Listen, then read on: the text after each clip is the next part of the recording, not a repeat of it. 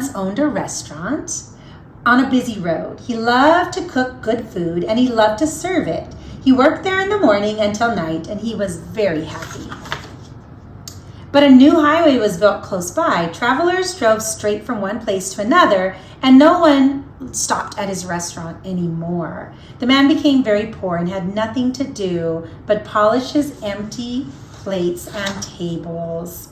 One evening, a stranger came to the restaurant. His clothes were old and torn, but he had an unusual, gentle manner.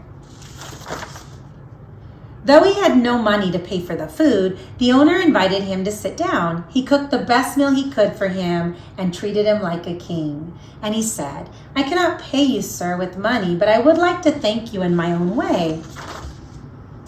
It happened just as the stranger had said. The owner had only to clap his hands and the paper crane became a loving bird, flew down on the floor and danced. Whoops, I think I skipped a page. I did. Let me go back.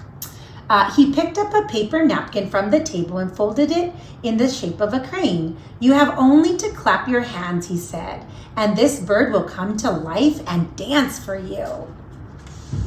Take it and enjoy it while it is with you." With these words, the stranger left. And then that was the part that I read. Now over here. Soon words of dancing canes spread and people came from far and wide to see this magical bird. The owner was happy again, for the restaurant was full of guests again. He cooked and served and had company from morning and night. The weeks passed and the months passed. One evening, a man came into the restaurant. His clothes were worn and tattered, and he said, had a gentle manner. The owner knew him at once and was overjoyed. The stranger, however, said nothing. He took a flute from the pocket, raised it to his lips, and began to play. The crane flew down from his place on the shelf and danced as it never danced before. The stranger finished playing, lowered the flute from his lips, and returned it to his pocket. He climbed on the back of the crane and they flew out of the door and away. The restaurant still stands by the side of the road, and guests all come to eat the good food and hear the story of the gentle stranger and the magic crane that they made out of a paper napkin.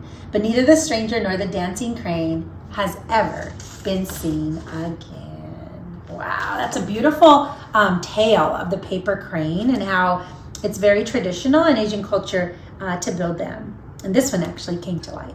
Thanks so much for joining me here, boys and girls. See you here tomorrow night for another story. Superintendent Galvan here with the Greenfield Union School District, sending a great big bear hug from our family to yours.